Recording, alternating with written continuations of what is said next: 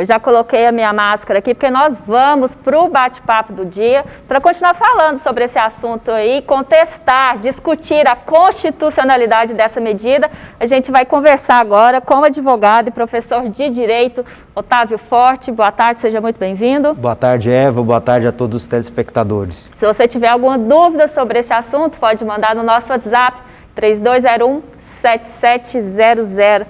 Bom, doutor Otávio, essa medida ela pode ser cobrada da população, elas podem receber uma multa que varia de R$300 a R$600 se elas não adotarem esse projeto de lei? Sim, primeiro nosso presidente terá que sancionar esse projeto de lei para se transformar numa lei. E havendo a previsão legal dessa obrigatoriedade, vai surgir para toda a população cumprimento dessa lei sob pena de multa. Como bem dito na matéria, no âmbito do estado de Goiás, no último decreto, já há a previsão de que é obrigatório o uso de máscara fora das residências. Mas no decreto goiano não estabelece multa. Ele não estabelece multa, até porque senão ele teria um vício de legalidade nessa multa, porque toda multa, toda imposição pecuniária e toda restrição, ela tem que haver prévia previsão em lei. E o decreto não poderia fazer isso. Mas o decreto, Eva, é bom noticiar que ele diz que o descumprimento de qualquer regra do decreto incide naquele tipo penal do 268 do Código Penal, que tipifica como crime, contravenção, neste caso, de 1 mês a 3 meses, e multa quem colaborar para a propagação de doença contagiosa ou colocar em risco. Então, hoje, essa fiscalização ela já pode ser feita no âmbito do estado de Goiás, no âmbito daqueles municípios que adotaram o decreto estadual, mas como uma contravenção penal, não como uma simples imposição de multa pecuniária, como o Congresso Nacional parece que quer criar essa imposição para todo o país. E o Congresso também está dizendo, lá no texto, que as prefeituras vão ser obrigadas a fazer a doação de máscaras para a população mais carente, dos seus municípios. E qual que é a possibilidade disso acontecer diante, a gente tem milhões de pessoas na região metropolitana de Goiânia, por exemplo, Goiânia tem mais de 1 milhão de habitantes, e como que vai fazer chegar essas máscaras para a população e se existe uma contrapartida, entre aspas, uma contrapartida. Se a prefeitura não doar, não pode cobrar essa multa dessas pessoas carentes que não receberam a multa. Exatamente. O projeto de lei, ele diz que a pessoa carente que não teve a doação da máscara, ele não pode ser multado. É algo que comumente acontece no nosso país. O legislador parece que ele vive num outro país que não no Brasil, ele parece que não sabe da nossa realidade, de como que as coisas funcionam na prática, não é? Se você cria uma lei que ao mesmo tempo obriga a usar e ao mesmo tempo você diz que não vai ser punido aquele que não tem a máscara, porque é óbvio, não são todos, na verdade a grande maioria da população brasileira é carente, ela é fora da realidade do Congresso Nacional. Então, essa grande maioria, ela não vai ter acesso à máscara, ou senão a prefeitura vai ter que doar. Então, você já cria aí uma forma de que essa lei não seja aplicada na prática. Já cria uma barreira de início para a prefeitura falar, eu não tenho como doar, não estou dizendo da prefeitura de Goiânia, qualquer outra prefeitura no todo o país. Eu não tenho como doar a máscara, então eu vou fragilizar a fiscalização, porque eu não tenho como fazer isso. E nós estamos num momento de calamidade pública e de crise mundial econômica, não só no âmbito privado, como também no âmbito público. Acabou de ser noticiado que a Prefeitura de Goiânia conseguiu a suspensão de uma liminar que obrigava ela a arcar com o transporte público, porque a Prefeitura está destinando toda a sua verba para o combate do coronavírus. Então, essa crise também no âmbito público existe. E logo nós teremos aí, possivelmente, uma lei que vai ser válida, vai ser eficaz, mas possivelmente a aplicação dela e a fiscalização não será como imaginado. A fiscalização, nesse caso aí, ela cabe ao município ou ela cabe ao Estado? Aí nós temos também uma confusão jurídica após a decisão do Supremo Tribunal Federal, que definiu que a competência para atuação no âmbito de saúde e de medidas no âmbito de saúde, ela é uma competência concorrente, não é? Então, ela cabe tanto à União, como ao Estado, como aos municípios. Nós estamos a crer que essa fiscalização vai ser feita no âmbito do município, não é? Por agentes do município.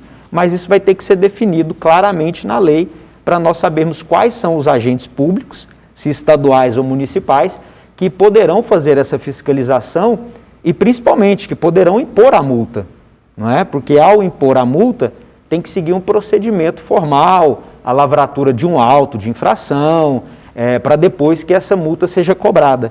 Porque também, Eva, não adianta fiscalizar e impor multa e não cobrar a multa, porque senão a população não irá cumprir essa lei, né? Esse texto, ele traz muitos outros detalhes, né? Eu quero levantar aqui, que também ficou expresso lá, que os órgãos públicos e as empresas autorizadas a funcionar durante a pandemia também serão obrigados a fornecer aos seus funcionários máscaras de proteção individual, artesanal e outros equipamentos de proteção. Isso também se estende ao trabalhador lá dos estabelecimentos prisionais e cumprimento de medidas socioeducativas. Mas o que eu quero chamar a atenção também, eu acho que é um ponto polêmico do texto que fala assim: a medida aprovada assegura ainda que profissionais de saúde contaminados pela Covid-19 terão garantidos leitos e atendimentos em hospitais, respeitando os protocolos nacionais de atendimento médico. A gente sabe que esses profissionais da saúde, eles estão lá na frente, né, na zona de combate, lá atuando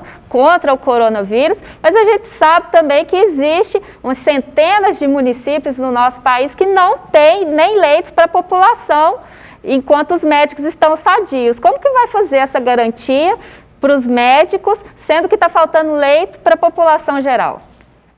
Também é algo que a gente não consegue ainda imaginar na prática. Nós estamos imaginando que aqueles servidores da saúde que estão na linha de frente ao combate do coronavírus, que a lei quer resguardar a ele, que se ele for contaminado, e na ausência de leitos, em alguns estados, ao que parece, há já perto de um colapso no âmbito de leitos de saúde, que esses profissionais terão prioridade com relação a outros contaminados. Então, prioritariamente, eles terão acesso a esses leitos. O que é interessante, Eva, e no meu ponto de vista, é o principal com relação a esse projeto de lei, porque é uma lei federal que trata como se fosse uma única realidade o país inteiro.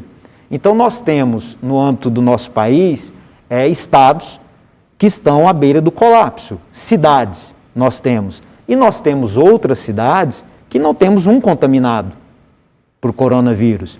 E é com base nesse... Aqui no estado de Goiás, nós temos 46 municípios que não contam com nenhum caso, sequer suspeito, sequer contaminado. Os outros municípios goianos apresentam ou casos suspeitos ou confirmados, mas 46 aqui totalmente, a doença ainda não chegou por lá, que é o caso dessas cidades que o senhor está dizendo. Exatamente. E é com base nesse entendimento que o Supremo Tribunal Federal decidiu que a competência é concorrente, tanto no âmbito nacional, mas que os governadores e os estados têm competência para analisarem o seu território, a sua competência estadual, e mais, o município também tem competência para verificar a sua realidade local, adotar medidas restritivas, adotar medidas de prevenção. Então, como se faz uma lei no âmbito federal, você vai impor a municípios que não têm nenhum tipo de caso, restrições que às vezes são difíceis de ser cumpridas e penosas. Então, certamente, às vezes o Congresso Nacional não andou bem em trazer uma previsão nacional impositiva, como se a realidade fosse única. A gente não vive num país uno, né, que todas as realidades, todas as pessoas são iguais, em que deveria ser, né? Então, a gente tem regiões com muitas diferenças sociais, culturais, econômicas, né? Cidades mais densas, cidades menores. Então, assim, isso tudo tem que ser avaliado. Ô, doutor Otávio, para a gente finalizar a nossa entrevista, e só para aproveitar essa situação da pandemia do coronavírus, o senhor que é professor de Direito Constitucional, a gente vê, igual na matéria que a gente acabou de exibir aí, as pessoas dando festa, algumas pessoas que não estão respeitando a quarentena, e aí algumas pessoas que se sentem, que estão fazendo tudo certo, estão se sentindo assim, por que elas podem e eu não posso? Por que essas pessoas que estão descumprindo as regras da quarentena, a polícia não pode atuar sobre elas, ou uma advertência, alguma coisa, porque existem relatos, né, de festinhas que estão acontecendo e tal, aí chama a polícia para eles falar, eu não posso fazer nada. Nós também, Eva, estamos num momento em que as pessoas, cada uma, estão atuando de certa forma, porque existe um limbo com relação ao entendimento. Nós temos conflitos no âmbito nacional, estadual e municipal, daquilo que pode ser feito, daquilo que não pode ser feito. Nós temos diversas realidades no nosso país e nós temos, isso trazendo para o âmbito legal, uma proibição de que haja eventos particulares e públicos que tragam aglomeração. Mas ninguém nunca disse para nós o que é aglomeração. Será que reunir a família na sua casa, a família que você já está vivendo junto, e ali se confraternizar é uma aglomeração? Ao que parece, não é. E isso não impede também das forças de segurança de agirem.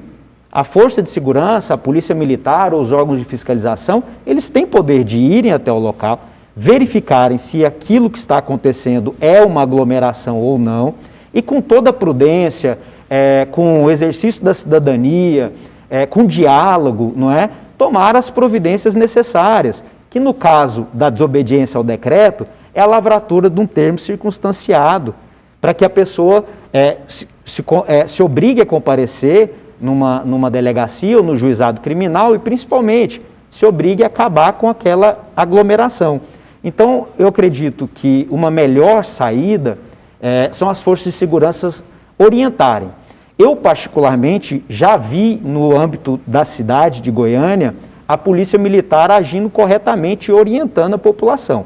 Mas também já recebemos aí vídeos, não é, de forças de segurança entrando dentro do ônibus, não é, e às vezes cometendo abusos. O que nós não esperamos é que num momento tão difícil, não é, como nós estamos vivendo, que haja abusos, por força principalmente do Estado. A gente precisa de consciência, na verdade, por parte da população, por parte dos governantes, para a gente poder sair dessa situação o mais rápido possível. Eu agradeço, então, a participação do Dr. Otávio Forte, ele que é advogado e professor de Direito. Muito obrigada pelos esclarecimentos. Obrigado, sempre à disposição.